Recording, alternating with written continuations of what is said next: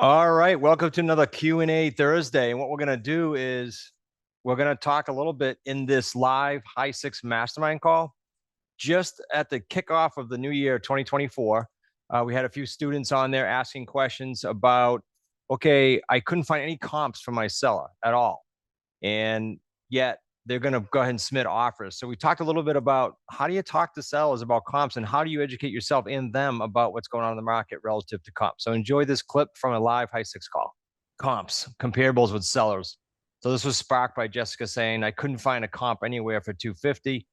And so a couple things came to my mind and I shot her a message. One was making sure we're comfortable with scripts around comps because if the market's flat or going down, and not all of them are, but some markets are going down. And if they are, we need to be comfortable with the scripts relative to that and just general scripts about comps. So I was going to review that with you guys today. Would that be helpful? Yes. Okay. Yes, very much so. So not prioritizing it in any order, what came to mind when I saw that, and this was just this morning, this is a current issue. It was, hey, you like too many times we as the investor think we're on the opposite side. We're trying to battle them about their comp. So remember what I always say. You say to them, look, I'm on the same team here. I'm just trying to come up with comps. I didn't find them. So where did you get your comps? And put the onus on them. Number one. Number two, please educate them that, okay, hypothetically, if you sold this tomorrow conventionally and you and I can't find comps, an appraiser can't find a comp, and this deal is going to die. So you wasted all the marketing time, all the time in escrow, and then it's going to die anyway. And what a shame that would be, because the market could slip more, or you have to start over. You're just telling them. You're not trying to be combative. You're explaining to them this is what reality is. Because I always say to them, when I say I'm on the same team, I like to say, look, we have the same goal here. I just can't find the comp. We're on the same team. So, secondly, relative to comps, this is good for you guys to know too, not just explain it to sellers. And that is, when a market's going down, you sort of have trailing comps that aren't going to be accurate because they're higher price, right? So the market's sliding down. So you want to put your buyer hat on, is what I told Jessica. And do this with the seller too if you want, but do it for your own education. Put your buyer hat on. In her case, it was 250. She couldn't find a comp for. So I said, then do a search as if you were a buyer from like 225 to 275. See what you see is available for competition for that house. And what would you do? Is it worse? Is it better? Just a reality check for you and for the seller. So common sense. Like nobody can argue with that.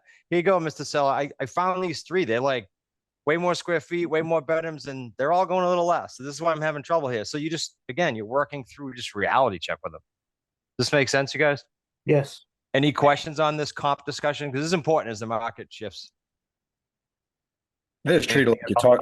I treat it like you're talking to Nick, right? And pretend you're calling Nick, and it's like a seller. Say, listen, I'm sure you're seeing something I'm not. So if you could just give me a hand, I'm for whatever reason I'm having trouble finding some of those comparables you mentioned. Do you mind just sharing those with me? If you could just text them over to me. And you're asking them for help instead of making them feel like they're negotiating, which is the place you don't want to be. No. Many times they have them already because they're in the process of selling. They've talked to the realtors. They're familiar with these numbers. I always ask them for it just so that he sees that I'm using many times their numbers. Yeah, I have heard a lot of you guys, all of us have said two different ways asking this. How did you get to your price, or would it appraise at that? Right. I like the first one. There's no wrong way of doing it. I just like a curiosity question of, hey, John, I'm curious, where did you get that number? Was it an appraisal? Was it a realtor? Did you look at your own comps? I want them to tell me that up front. So to Jose's point, find out do they have them? If they did, where'd they get them? And if they say Zillow, I literally chuckle because I say to them, look, unfortunately, Zillow can be spot on. It can be way over and way under. It's just all, what do we call it? Not metrics. It's all formulas for them. The words escape me, but to just have algorithms. Algorithms. Yes. Thank you.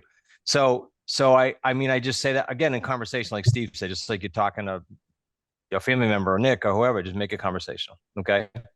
Any questions on this, you guys, before I pivot to the second thing I wanted to chat about? Anything? Go ahead, Kyle. Yeah, I have a comps question. It's not so much on the seller side, but this was a question I was encountering on the buyer side. Okay. We talk about we're locking in your price today, and then you get mortgage ready within 24 months. And then a common question is, because in my market, right, prices are starting to go down. Yeah. Buyers' concerns is like, well, what if the home, when I go get a traditional loan, it's less than what I'm buying it for? Will I still qualify? Was there a scripting answer for that? That's good, that puts them at ease. It doesn't mean it's going to put them at ease. My answer is always this, and let's talk about this. This is a good one. My answer is always this: you're a buyer. You just can't get a mortgage today. So everything we do is based on today. You're buying the home. Just like if you went and got a mortgage today, and then you went to refi it 2 years from now, it might not appraise the same. Might be higher, might be lower. You're a buyer. We have to only work on today. Mm-hmm. They got to be comfortable with that, Kyle, to your point. Okay. Yep. Now, so here's the answer to them. So what would you do, Mr. and Mrs. Buyer? You have three choices at that point in 2 years. We may look for an extension together as a team if that would best serve you, and I can do that with the particular property you're in. That's number one. Number two, you may have to put more cash down. That might be a discussion we should have now that Mr. and Mrs. Buyer to stage some monthly or quarterly or yearly extra deposit. You'll be better qualified towards the end, whether the market goes up or down. Those are just some ideas. Mm-hmm.